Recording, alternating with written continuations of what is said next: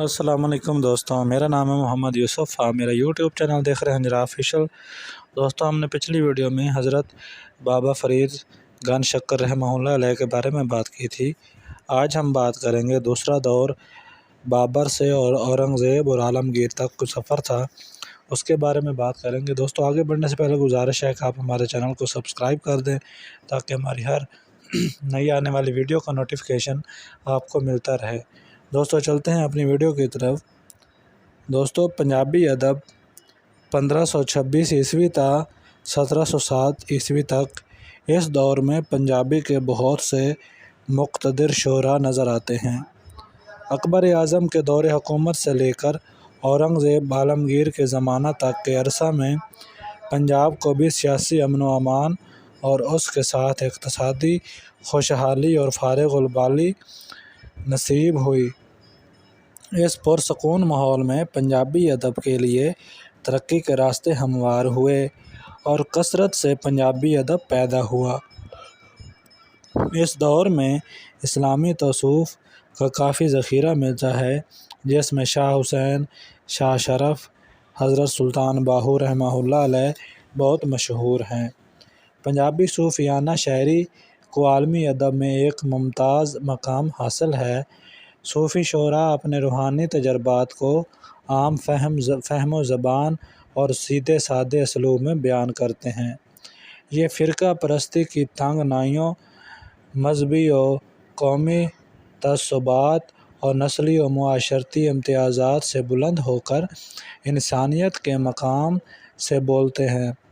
ان کی زبان تضاد و تکلف سے پاک اور کلام میں غیر معمولی تاثیر ہوتی ہے۔ سب انسان بلا تفریق، مذہب و ملت ایسے متاثر ہوتے ہیں۔ ان کے مخاطب اور دلدادہ ہمیشہ عوام ہی رہے ہیں۔ شریعت یعنی اسلامی اصولوں کی تعلیم کے لیے بھی پنجابی زبان میں کچھ کتابیں لکھی گئیں۔ ان میں ابدی عبداللہ لاہوری، حافظ معز الدین، حافظ برخوردار، عبدالکریم فقیر درزی اور عبدالرحمن منہاس کے نام آتے ہیں۔ دوستوں، پنجابی زبان میں بچوں کے لیے نصابی کتابیں لکھنے کا سلسلہ شروع ہوا۔ کئی مصنفین نے اس موضوع پر کتابیں تحریر کیں۔ اشکیا قصص بھی اسی دور میں شروع ہوئے، جس سے رومانی شاعری کا پہلو نما ہوا۔ دامودر پیلو، حافظ برخوردار، احمد میرن اور چراغ اعوان کے نام اشکیا شاعری کے لیے مشہور ہیں۔